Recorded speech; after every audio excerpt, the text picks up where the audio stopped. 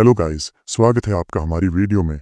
तो आज हम the demonic cult instructor return manhua का एपिसोड 2 एक्सप्लेन करने वाले हैं। तो बिना किसी देरी के स्टार्ट करते हैं आज का वीडियो। तो पिछले एपिसोड में हमने देखा था कि साबिगैंग को सीनियर इंस्ट्रक्टर ने बुलाया था और अब वो वहां पर आ चुका होता है। उसके आते ही senior instructor vice academy master Chon Siming कहते हैं कि आप पदोन्नति के अपने अनुरोध के प्रति गंभीर हैं। लेकिन साबिगैंग उसका जवाब नहीं देता और हमें बताता है राक्षसों के आक्रमण के दिन सभी तरफ से बड़ी दरारें खुल गईं और राक्षस जो पहले कभी नहीं देखे गए थे उन्होंने लोगों को चारों तरफ से मारना शुरू कर दिया। और ये दूसरी दुनिया की प्रजातियों के आक्रमण की शुरुआत थी जिन्हें हम राक्षस जाति कहते हैं। ड्रैगन स्प्रिंग अकेडमी के युवा शिष्य राक्षसों द्वारा निर्दयतापूर्वक मार डाले गए।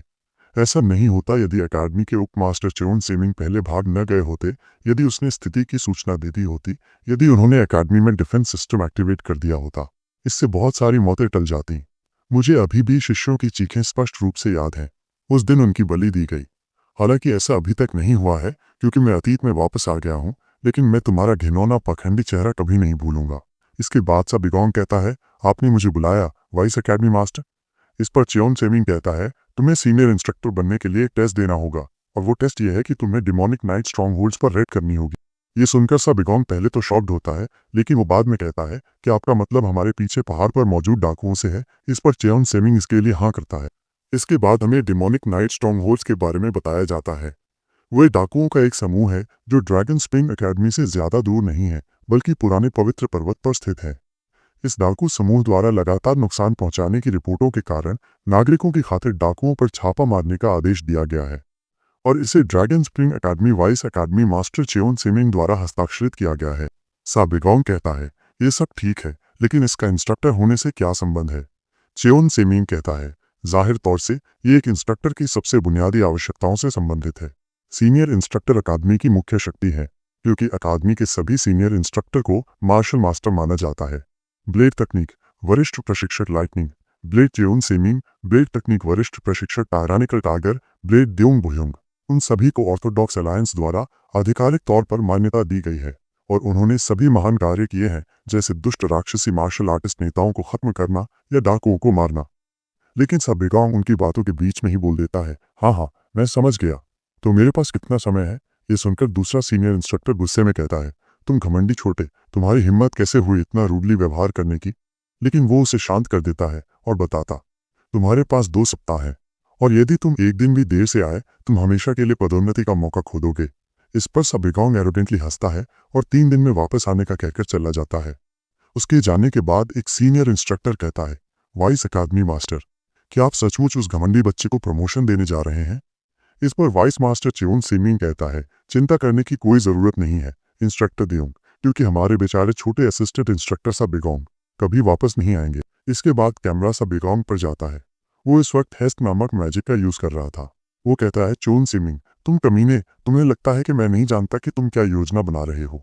वो आगे कहता है, डेमोनिक नाइट स्ट्रॉन्ग होल्ड्स इसी पीरियड के दौरान ग्रीन फॉरेस्ट अलायंस की फेम बढ़ने लगी, लेकिन लोग अभी तक उनके बारे में ज्यादा नहीं जानते हैं। फिलहाल ये कोई बड़ा ऑर्गेनाइजेशन नहीं है, लेकिन प्रॉब्लम वो नहीं है। इसके बाद कैमरा फिर से वाइस मास्टर पे जाता है। वो कहता है, ग्रीन फॉरेस्ट अलायंस का मुखिया एक पीक रेलम मार्शल मास्टर है, demonic knight strongholds master एके गुगेम। वो कोई साधारण डाकू नेता नहीं है, वो एक फॉर्मल लीडर है एक अनऑर्थोडॉक्स सेक्ट का, जिसका नाम है हेवन डिस्ट्रॉइंग सेक्ट। लोगों को लगता है कि कुछ साल पहले गद्दारों ने उनकी हत्या कर दी थी, लेकिन वो वास्तव में जीवित रहने में कामयाब रहा। उन्होंने प्रत्येक गद्दार को ढूंढ निकाला और मार डाला। उसके प्रतिशोध की क्रूरता को देखते हुए अनऑर्थोडॉक्स मोरीन ने भी उसके सिर पर इनाम रखा था। वो अभी तक छिपा हुआ था और अभी रिसेंटली यहाँ पे आया है। ये सब सुनकर दूसरा इंस्ट्रक्टर कहता है, लेकिन आप ये सब कैसे जानते हैं? वाइस मास्टर कहता है, वो सब अभी इंपॉर्टेंट नहीं है। साबिगोंग आज द्वंद्व युद्ध के दौरान निश्चित रूप से प्रभावशाली था, लेकिन ये केवल इसलिए संभव था क्योंकि वो अपनी असली योग्यता छुपा रहा था। हालांकि यह परीक्षा एक वास्तविक स्थिति है, यह कोई द्वंद्व नहीं है। मुझे यकीन है कि वो जीवित वापस नहीं आ सकेगा। और अब साबिगोंग भी अपनी डेस्टिनेशन पर आ गया था। साबिगोंग कहता है, यदि ये एके गुगेम वैसा ही है जैसा मुझे याद है, तो 4th सर्कल मैजिक उसे डिफीट करने के लिए काफी नहीं होगा। इसलिए साबिगोंग अपना मैजिक सर्कल बढ़ाने की सोचता है। आखिरकार उसका एक्सपीरियंस और नॉलेज पहले से 8th सर्कल पर है। वो एक क्लिफ के पास जाता है और अपना सर्च मैजिक यूज करता है। उसे उसके अंदर कुछ दिखता है। वो कहता है ये एक सामान्य चट्टान की तरह दिखता है, लेकिन वास्तव में ये एक बैरियर है जो कि माना से बना है। साबिगोंग उस बैरियर के अंदर घुसते घुसते आगे बताता है, कोई भी कभी इमेजिन नहीं कर सकता था कि सेंट्रल प्लेन में ऐसी कोई जगह है। इस वक्त साबिगोंग के आगे एक स्पेशल ग्रेड माना स्टोन रखा था। साबिगोंग आगे कहता है, डेमन्स, दूसरे विश्व के बुद्धिमान प्राणी जो बार बार दूसरे आयामों पर आक्रमण करते हैं और उन पर विजय प्राप्त करते हैं। ये सब डायमेंशनल ट्रैवल टेक्नोलॉजी के कारण संभव है। हालांकि इसमें एक घातक दोष है। आयामी पोर्टल से गुजरने की प्रक्रिया में एक जीवित प्राणी और एक निर्जीव प्राणी के लिए लिया गया समय बहुत अधिक भिन्न होता है। यहाँ तक कि राक्षस भी इस समस्या को हल करने में असमर्थ थे और अंत में उन्होंने यही समाधान निकाला। जिन दुनियाओं पर उन्होंने आक्रमण करने की योजना बनाई थी, इसलिए उन्होंने गुप्त रूप से वे उपकरण लगाए जिनकी उन्हें भविष्य में आवश्यकता होगी। और ये माना स्टोन उनकी शक्ति का स्रोत है। ये उनके माना को पुनः प्राप्त करता है और ये सेंट्रल प्लेन क्षेत्र के लोगों के लिए बेकार है क्योंकि वे इसका उपयोग नहीं कर सकते मेरे सिवा। इतना कहते ही साबिगोंग माना स्टोन से माना अब्जॉर्ब करना स्टार्ट करता है, जिस वजह से बाहर एक माना ब्लास्ट होता है। इसके बाद हमें रात का सीन दिखाया जाता है। हम उन्हीं बैंडिट्स को देखते हैं जिन्हें ढूंढने के लिए साबिगोंग आया था। मैं तो एक बैंडिट कहता है, स्ट्रॉन्गहोल्ड मास्टर, ऐसा लगता नहीं है कि यहाँ पर कुछ भी गलत है। ये सुनकर स्ट्रॉन्गहोल्ड मास्टर गुस्से में कहता है, क्या तू कह रहा है कि मैंने गलती की और अब चुप रहे और अच्छी तरह खोज। मुझे यहाँ निश्चित रूप से ऊर्जा का विस्फोट महसूस हुआ और यही है demonic knight strongholds master heaven destroying set का पूर्व नेता एके गो गेम। इसके बाद साबिगोंग जो अचानक ही कहीं से आ गया था, वो कहता है, मुझे पता था आप वास्तव में एक पीक रेलम मार्शल मास्टर हैं। एके गुगेन कहता है, तुम कौन हो? साबिगोंग ईविल हंसी हंसता है और मैजिक एक्टिवेट करते हुए कहता है, मैं ड्रैगन स्प्रिंग एकेडमी का इंस्ट्रक्टर हूँ। तो तुम ये कह रहे हो कि वो एनर्जी ब्लास्ट तुम्हारी वजह से हुआ था? साबिगोंग कहता है, अगर मैं हाँ कहूँ तो? इतना सुनते ही लीडर साबिगोंग पर अटैक कर देता है, जिससे वहां पर बहुत बड़ा ब्लास्ट होता है। लेकिन तभी उसमें से एक अटैक निकल कर आता है जिसे कि लीडर पानी स्वॉर्ड से रोकने की कोशिश करता है। अब साबिगोंग अपनी माना ब्लेड का यूज करके सभी के सिर काट रहा था। इसके बाद साबिगोंग पास ही पड़ी हुए एक स्वॉर्ड उठाता है और लीडर से लड़ने लगता है। उनकी बहुत जोरदार फाइट हो रही थी, लेकिन लड़ाई के बीच हमें साफ साफ दिख रहा था कि लीडर स्ट्रगल कर रहा था, पर साबिगोंग का पल्ला भारी था। इससे परेशान होकर लीडर अपना जोरदार ऑरा रिलीज करता है, जिससे कि एक पल के लिए तो साबिगोंग भी पीछे हो गया था।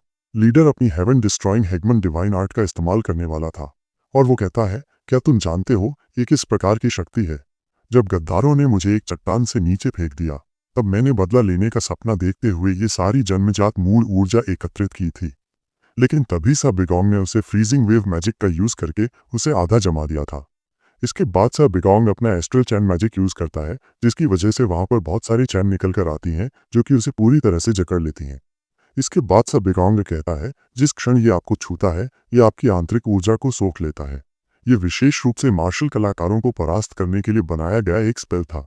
लीडर कहता है, साले, तूने ऐसा जादू टोना कहाँ से सीखा? क्या तुम डिमोनिक कल्ट से हो? इस पर साबिगोंग कहता है, मैंने कहा ये जादू है, टोना नहीं। खैर, मुझे किसी डाकू बेवकूफ से ज्यादा उम्मीद नहीं करनी चाहिए। और क्या आपको पछतावा है? लीडर कहता है, हाँ, क्योंकि मैंने अभी तक अपना बदला नहीं लिया है। वे कमीने जिन्होंने मेरे अधीनस्थों को तब गुमराह किया जब मैं अभी भी हेवन डिस्ट्रॉइंग सेक्ट में था। मैं उन घृणित ऑर्थोडॉक्स अलायंस के लोगों के साथ काम कर रहा था और यही कारण है कि मैं अपनी शक्ति पुनः प्राप्त करने के लिए इस पर्वत पर बंद था। ये सब इसलिए था ताकि बदला लिया जा सके। इस पर साबिगोंग ताली बजाते हुए कहता है, आप बहुत दृढ़ निश्चयी हैं। बदला इसी तरह लिया जाना चाहिए, धीरे धीरे, पूरी तरह से, बिना हार माने। लीडर कहता है, क्या तुम अभी मेरा मजाक उड़ा रहे हैं? तुम्हें क्या पता, तुम तो बस एक बच्चे हो जो आराम से बड़ा हुआ है। ये सुनकर साबिगोंग गुस्सा हो जाता है और कहता है, आराम से? क्या तुम्हें सचमुच ऐसा लगता है? साबिगोंग की आंखों को देखकर लीडर भी डर गया था और वो अपने मन में कहता है, ये कोई साधारण पागल आदमी नहीं है। ऐसा लगता है जैसे उसके साथ कुछ बुनियादी तौर पर गलत है। इसके बाद साबिगोंग लीडर के सिर पर हाथ रखता है और कहता है, ठीक है, मैं तुम्हें भी इसका अनुभव कराऊंगा। 200 साल तक मैं जिस नरक से गुजरा। इसके बाद लीडर भी वही सब देखता है जो कि पहले साबिगोंग ने एक्सपीरियंस किया था। ये सब देखकर लीडर जोर से चिल्लाने लगता है और अपनी मौत की भीख मांगने लगता है, क्योंकि उससे ये सब हैंडल नहीं हो रहा था। साबिगोंग भी उसकी इच्छा पूरी कर देता है। इसके बाद हम अकादमी का सीन देखते हैं। वाइस मास्टर के सामने लीडर की तलवार और उसका सिर रखा था। इसको देखकर वाइस मास्टर को तो विश्वास ही नहीं हो रहा था। इसलिए साबिगोंग कहता है, मुझे नहीं लगता था कि अगर मैं केवल तलवार लेकर आया तो आप मुझ पर विश्वास करेंगे, इसलिए मैं उसका सिर भी लेकर आया। और अब हमें एक सीनियर इंस्ट्रक्टर के रूप में मेरे नए कर्तव्यों पर चर्चा करनी चाहिए। हम कुछ देर बाद का सीन देखते हैं। सीनियर इंस्ट्रक्टर बातें कर रहे हैं। उनमें से एक इंस्ट्रक्टर कहता है, ये क्या बकवास है। कुछ दिन पहले तक वो अकादमी के लिए शर्म था, लेकिन अब वो एक सीनियर इंस्ट्रक्टर है। इनका नाम है fish technique senior instructor Yo Wunjin. Archery technique senior instructor Yoon Byuk कहते हैं, इंस्ट्रक्टर देउंग, क्या उसने सचमुच अपने दम पर डिमोनिक नाइट स्ट्रॉन्ग होल्ड्स पर छापा मारा था। ब्लेड तकनीक सीनियर इंस्ट्रक्टर देउंग बूंग कहते हैं, मैं स्वयं सुबह पुराने पवित्र पर्वत पर गया था।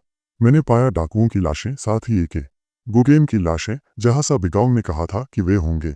मैं नहीं जानता कैसे, लेकिन एके गुगेम के अलावा बाकी सभी का गला एक ही हमले में काट दिया गया। और इसी तरह दिन फालतू बातें करने लगते हैं। वाइस मास्टर, जो कि उनके सामने बैठा था, उन्हें शांत करवाता है और सोचता है, मैं इसके बारे में चाहे जैसे भी सोचूं, इसका कोई मतलब नहीं बनता। एक है, गुगेम कम से कम एक टॉप एलम मार्शल मास्टर है, लेकिन साबिगांग ने उसे सिर्फ एक रात में मार डाला, वो भी अपने सभी अधीनस्थों के साथ। क्या जिनबेक ने उनकी मदद की? वो बूढ़ा आदमी इतना कुशल नहीं है, मुझे इस पर आगे गौर करना होगा। इसके बाद वो इंस्ट्रक्टर देउंग से कहता है, क्या आप अभी भी घोष शैडो मेनर से संपर्क कर सकते हैं? इसके बाद हमें इस घोष शैडो मेनर के बारे में बताया जाता है।